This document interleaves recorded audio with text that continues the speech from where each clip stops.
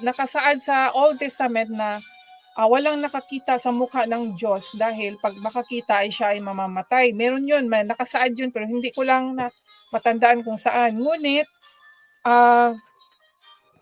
meron naman dito yung babasahin ko sa Jeremiah, chapter 29, verse 13, "And ye shall seek me and find me, when you shall search for me with all your heart." So yun yung mga kaibigan na,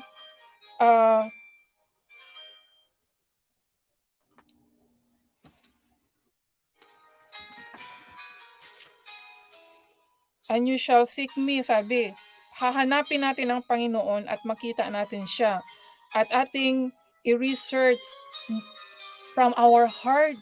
So ibig sabihin, mula talaga sa puso natin ang paghahanap sa Panginoon, hindi lang sa isip or sa bibig.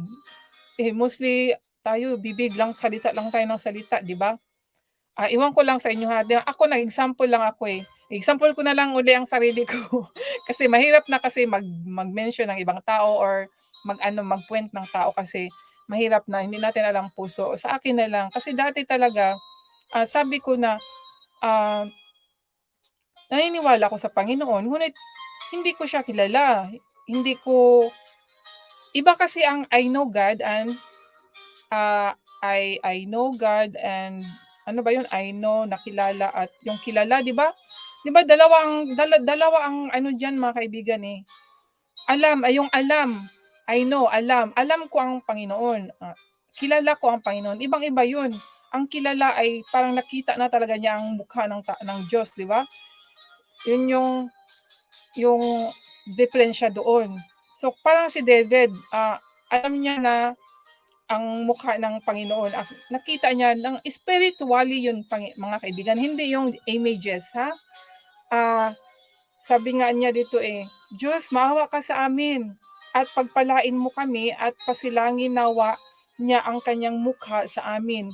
So yung, di ba, nag-ano siya na maawa ka sa amin, humingi siya ng awa na magpakita nga, magpa-shine, magpakita ka sa amin, yung makita yung mukha niya. Although na kilala ni King David ang Panginoon mula pa sa simula, di ba, kung paano siya binigyan ng kapangyarihan na ano niya si Saul, talo niya si Saul. Ngunit para sa ibang tao tong hinihingi niya sa pagkaunawa ko kasi sabi niya dito, bless us and cause His face upon us. Hindi lang kasi sa sarili niya kundi sa marami sa kasamahan niya, na yun ang hiningi niya na mag-shine, magpakita, di ba? Ang sa atin naman mga kaibigan, sa atin dito na dapat hahanapin natin ang Panginoon. Kasi sinabi din dito sa Chronicles, 1 Chronicles chapter 16 verse 11, "Seek the Lord and His strength, seek His face continually." So, hanapin natin ang mukha ng Diyos tuloy-tuloy, yung walang hinto. So, hindi yun yung isang beses lang na halimbawa nagsisimba tayo, after that wala na yung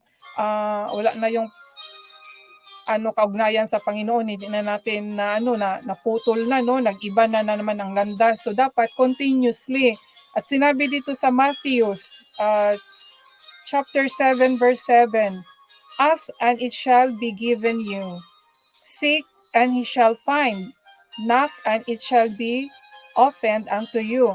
So itong ask mga kaibigan, di ba? Ask, it's prayer. True prayer.